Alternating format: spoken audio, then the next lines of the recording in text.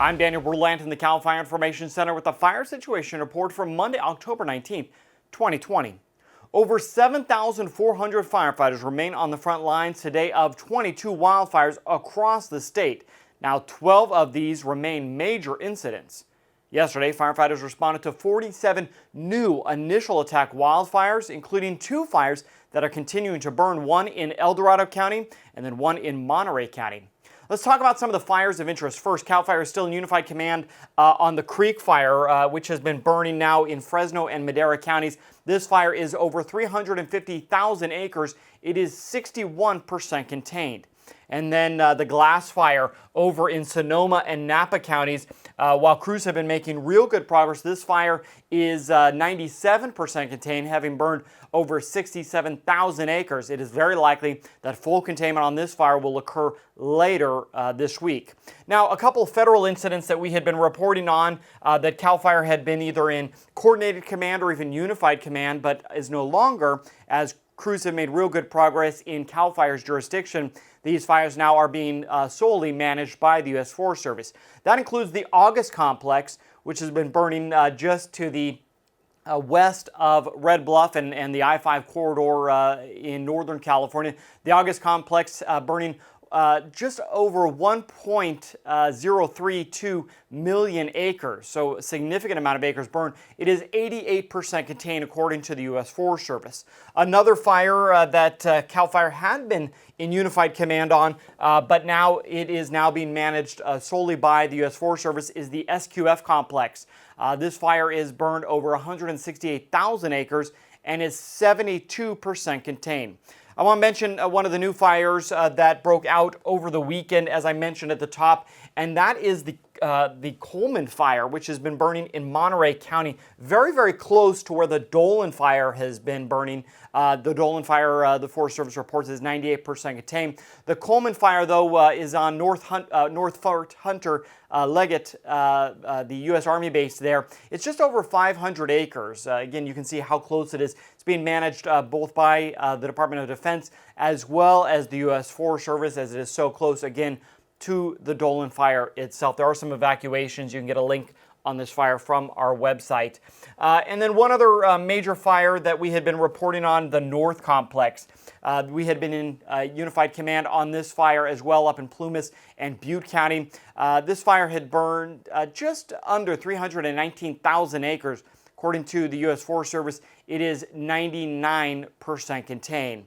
And then one last fire will go down to Southern California, down into San Bernardino County, specifically into the community of Redlands. This area here is where the Brooder Fire has been burning.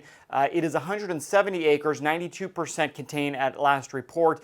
We were in unified command, but now this is in command of the Redlands Fire Department. So again, a number of fires still burning in California. Again, we didn't go through all of them, but if you do want them, you can get them on our website.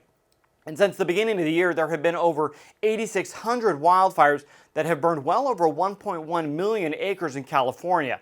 To date, there have been 31 people who have died in these fires and 9,200 structures that have been destroyed. So this fire season has not only been a year for large fires, but it has been a destructive year and a deadly year as well. Let's talk about this week's weather. There's elevated fire threat across much of Northern California, with a fire weather watch being issued by the National Weather Service in effect late Monday night through Wednesday morning. So what we can expect in this red flag warning is some very gusty winds. In fact, this area in yellow here, which stretches really from the top of the Redding area going down through the Sierra foothills, as well as the interior of the Sacramento Valley, and even parts of the North Bay Mountains, are going to expect to see winds of 10 to 20 miles an hour, gusts of up to 30. Humidity will be down to the 12% in some areas, and even overnight we could see low humidity as low as 30%. So again, every area here in yellow is where this fire weather watch, which takes effect tonight and goes for the next couple of days.